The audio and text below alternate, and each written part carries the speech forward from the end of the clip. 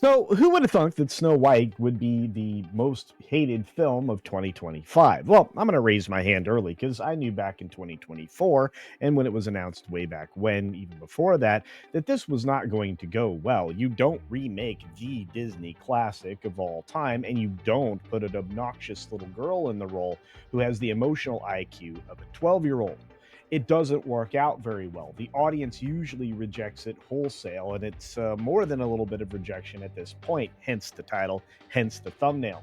We've got a lot to talk about here, as this particular teaser trailer that just dropped over the weekend is widely rejected with a number of thumbs down, and we're only just beginning. Who knew Monday was going to have this much news? Well, let's get started. But before we fire up, I just want to remind you that down here is the way to subscribe. It's absolutely free, and we are headed for 100,000 in the year 2025, and I want you to be a part of that. I would appreciate you being a part of that, and I'll say thank you in advance for subscribing.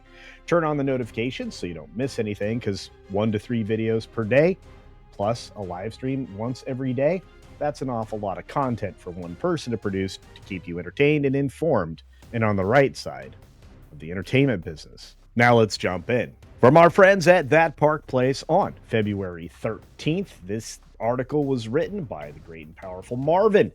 And you know what? He's 100% right. And the numbers continue to climb. In fact, the number on the thumbnail isn't even accurate. It keeps going up and up. And the number of thumbs down votes that this thing is getting. The interesting part of it all is, as we talk more about it here, is all of these particular trailers, teasers, whatever you want to call them, have all failed. Nobody likes what they're seeing, and nobody likes the people in the roles they're in. They may have preferred Gal Gadot in the role of Snow White over this Rachel Zegler person, but it isn't just what she said or her attitude about saying it. It's the fact that remaking this classic should never have been attempted. The live action remakes for Disney haven't necessarily been going over very well. And I'm sure you won't blame me in saying, in fact, they've been declining at a steady rate, making them less and less satisfying. Disney Snow White box office projections are looking rather grim. The audience apathy is set in. I would say it's actually beyond that, but Rachel Zegler is shaping up to be a major Disney disaster. And I would say, of course she is. She was a terrible choice. She's never been on the right side of the box office, and I don't believe that even the Hunger Games prequel came out on the profitable side.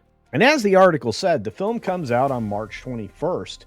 Early box office projections are painting a very bleak picture indeed. Industry tracker Quorum reports that the film is on track for a $63 to $70 million domestic opening weekend, with other sources predicting about $65 million. That's not very good, and those numbers, the early numbers, are likely to go down. These are hope and a dream kind of things, and you can wish whatever you want, Rachel. I don't think it's going to get better.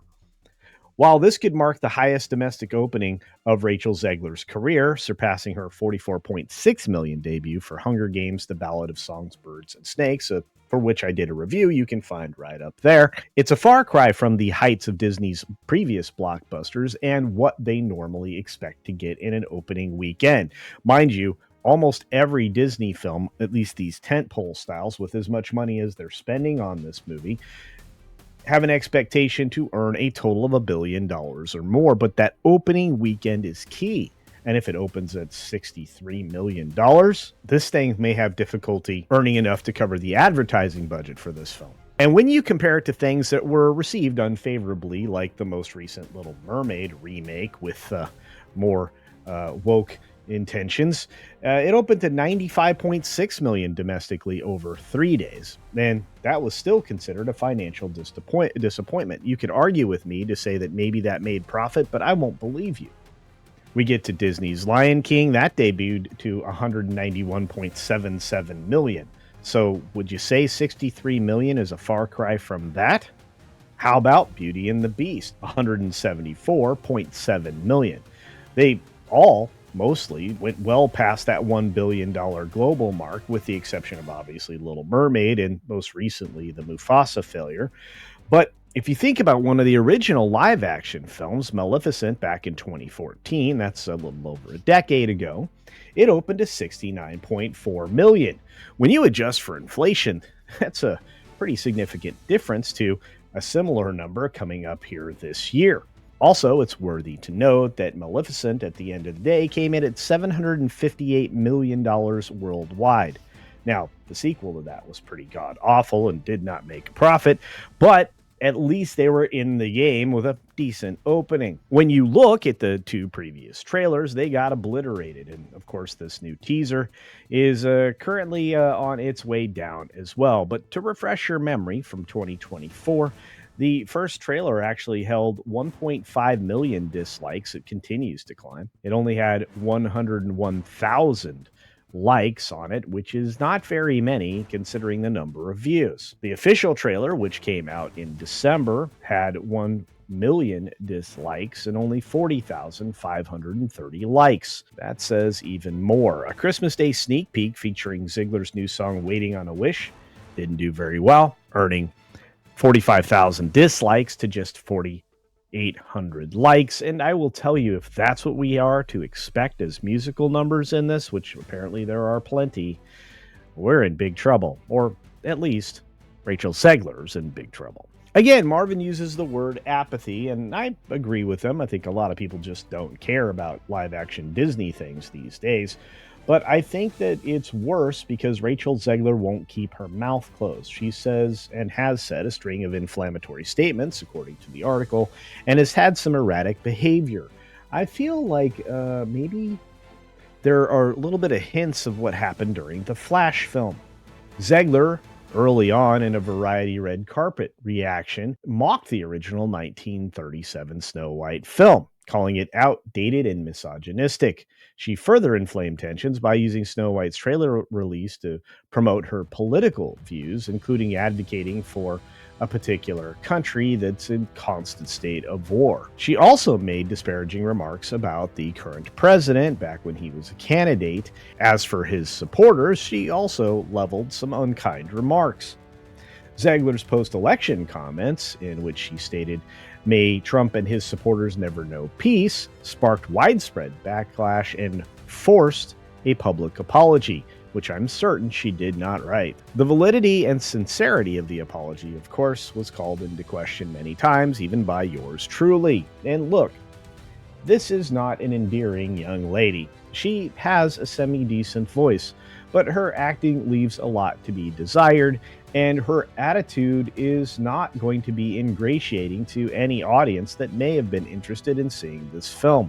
Of course, she's not the only one to blame, and leave it to Marvin to bring up the fact that this little fella here, Peter Dinklage, has created a situation that removed job opportunities for many little people actors. And when Disney came forward and said they were going to use magical creatures instead, and we saw promotional pictures or poster image pictures of Snow White with a band of what looks like hobos, everybody assumed that's what we would be getting in the final product. And it may have been if it weren't for so many reshoots and a quick AI CGI rendering of some dwarfs surrounding her in apparently a cottage or an area that has 3 suns. If you look at the shadows, it doesn't make very much sense.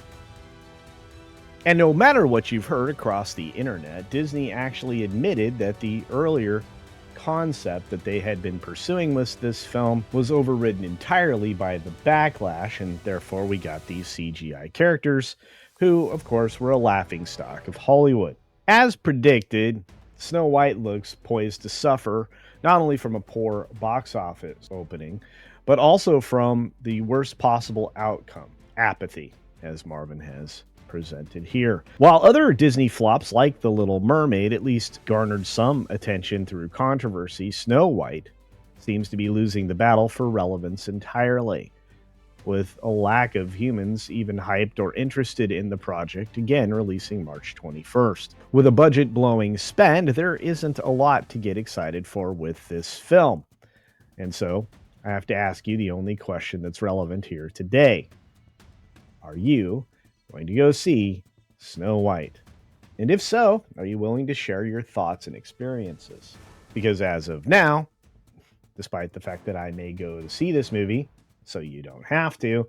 I'm genuinely curious about the interest overall from my audience. So let me know your comments down in the section below and share with me your plans to either see or not see this film, what you think is the most offensive thing that happened during the course of its production, and whether or not you are going to be interested in terribly incongruent remake of Disney's ultimate classic.